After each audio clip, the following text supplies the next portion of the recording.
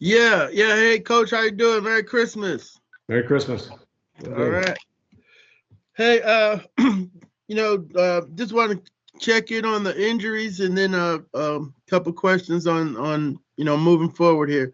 I just had Carter, Lindstrom, Jake, and I thought Calais came back. Was there any other injuries from the Colts game?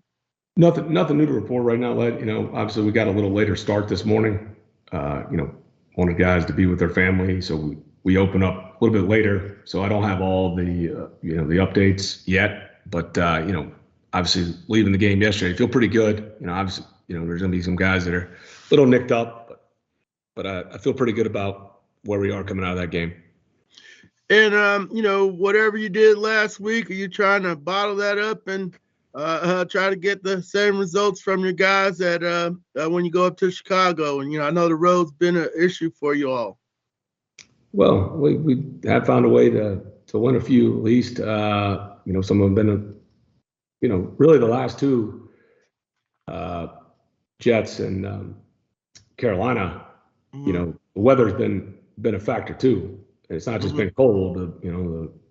Been for whatever reason. So I'm sure it'll be cold in Chicago, but I think it's going to be pretty clear, which will be nice. That'll be a change. I don't know if I've been in many games like the Carolina one where it was wind, rain, and whatever. And Jets was similar to that. And we found a way in New York. But certainly we need to play like we did this week. And really, it's like both times we've hit adversity, Led, New Orleans and this one, we played our best football. So we need to bottle that up for sure. Okay. Thank you. Thank you. Michael. Hey, Art, happy holidays. Thanks. It's kind of following up on D-Led's question a little bit. When you went back and watched the tape, I'm guessing that maybe you have. I don't know. Maybe you took complete family time here, but no, I didn't watch it last time. It's hard to turn off after they went to bed. When you're watching it, were there things that you saw that maybe worked this week or yesterday that you felt maybe you were trying to get going earlier in the year that just for whatever reason wasn't happening?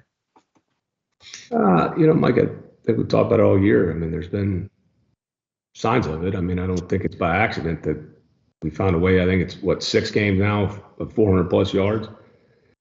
And there's only one other team that's done that. We're not patting yourself on the back about yards. So there are signs that, we've been able to move the ball. Guys are getting open. It's just the consistency and the rhythm of it. And there are a lot of factors.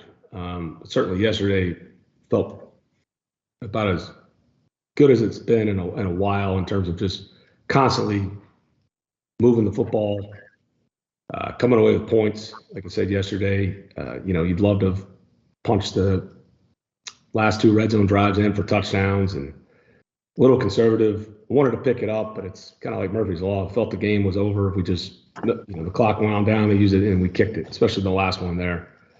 I had a play I wanted to call, but it's almost like karma. So just kick the field goal if we can't get it in running it, and that's what we did. The game was over at 19 points.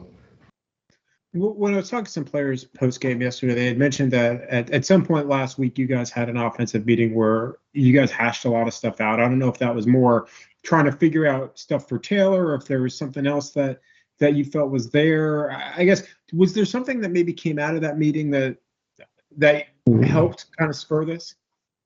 Everybody's perspective is different. I certainly didn't feel that it was any different than a lot of the meetings we had. It just, maybe there was a different sense of urgency a little bit with some of those guys. Like, hey, we don't have any more opportunities left. We don't have any mulligans left.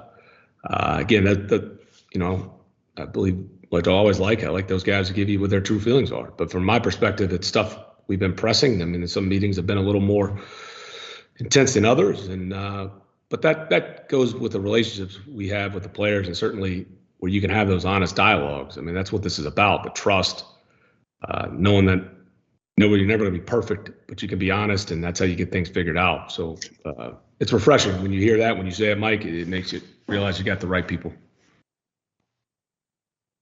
Thanks. Charles. Hey, Merry Christmas. Following up on you saying you characterized some of your play calling as a little conservative. We also saw Taylor what I thought looked to be pretty aggressive in terms of throwing in some tight windows and not appearing timid at all. Did you feel your play calling at all to be any different in terms of the confidence you felt and your ability to call any play with Taylor on the field? Oh, sorry. No, I mean, when I was talking, sorry, Charles, to clarify, I was talking about late in those two last red zone drives.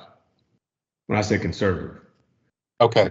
Certainly if I had, criticism, maybe the way that you're playing the weather, when I really think of like recency, like bias, maybe the Jets game and Carolina, where you're trying to make sure you're trying to minimize some risk, making sure that maybe a little conservative with the weather.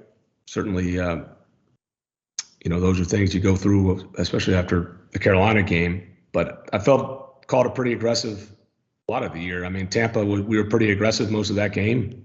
And yesterday it felt very aggressive, and Taylor did a good job. And when they bailed out of there, he took the easy completions underneath. It's a good football team we were playing, and they mixed some things up. They brought a little more pressure than they have, and our guys adjusted. So just to clarify, I was talking about those two red zone drives, Charles. I thought we were pretty aggressive, and I thought Taylor did a good job all day. Anything else on your end, Charles? All right. Joe Patrick. Hey, Arthur. Merry Christmas. Wanted to ask you kind of about the defense. Obviously, they kind of had a breakout in terms of the sack totals being a season high. It was striking from the press box just watching that offense. It was so much different than a lot of offenses that we've seen so far this year. Just kind of want to get your perspective on, why you thought they were able to be so effective despite not really seeing that kind of style of offense quite so much this season. Well, they were in tune to a lot of the RPOs they run. You go throughout the year, whether you want to call it intermediate play action stuff that people do with the gun fakes and the quicker routes behind it, you do see a little bit more. I think Indy does a really good job of a good mix of theirs. You saw some of the motion with it to get the ball out in the flat. Some of those kind of RPOs, you want to call them run alerts. Most offenses have it. We practice decent amount of it. We certainly in Miami, they got a good mix of it as well down there. Guys just being in tune, and certainly what helps too is when you're able to get a lead, you kind of take them out of, especially in the fourth quarter, we took them out of a lot of base game plan, it felt like, from my perspective. And then we were a little more aggressive too. I mean, it was more pressure than we've called in a while.